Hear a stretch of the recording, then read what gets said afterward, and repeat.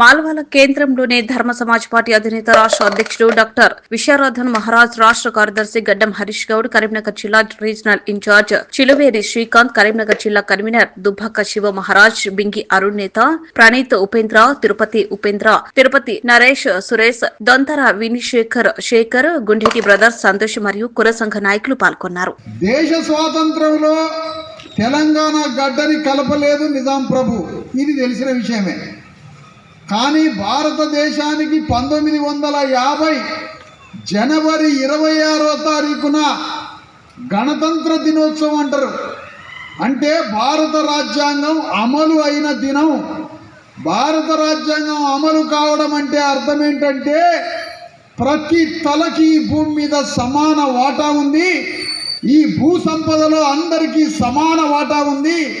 ఒక ఇంట్లో ఆస్తిలో ఆ కుటుంబ సభ్యులకి ఇంటి ఆస్తిలో సమాన వాటా ఎట్లా ఉంటుందో ఈ దేశ ఆస్తిలో ఈ దేశంలో ఉన్న ప్రజలందరికీ కూడా అంతే ఆస్తి ఉంటుందని భారత రాజ్యాంగంలో రాయబడింది.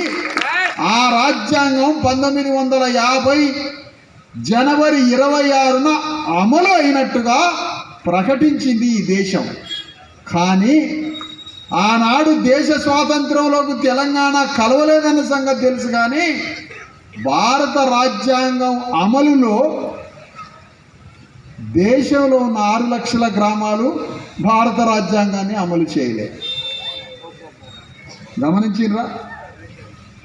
ఈ మాట గమనించారా? స్వాతంత్రం వస్తే ఈ దేశానికి, ఈ దేశ స్వాతంత్రంలో నా గడ్డ తెలంగాణ కలవదన్నాడు మీర్ ఉస్మాన్ అలీ ఖాన్, తెలంగాణ నిజాం ప్రభు. కానీ భారత గణతంత్ర దినోత్సవం జరిగిన 50 జనవరి 26న భారత రాజ్యాంగం చెప్పినట్టుగా మేము వినమని 6 లక్షల గ్రామాల అగ్రకులాలు ప్రకటించినాయి. వాళ్ళు ప్రకటించారు కాబట్టే రాజ్యాంగం అమలు కాలేదు.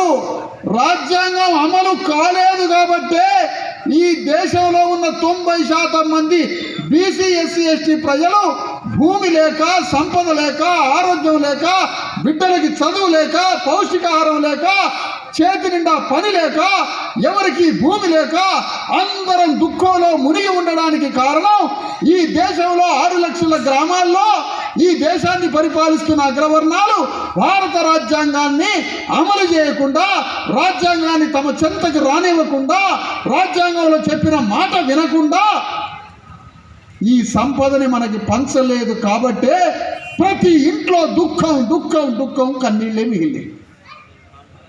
ఈ దేశంలో ఈ దేశంలో ఒక ఇంటిలో హాస్పిటల్లో వైద్యం చేయించుకోలేక ఒక మనిషి చచ్చిపోయాడు. ఇట్లా ఒక ఇంటిలో కాదమ్మా, ప్రతి గడపలో, ప్రతి ఇంటిలో ఆరోగ్యం బాగలేక మనుషులు చచ్చిపోతారు వైద్యానికి పైసలు లేక.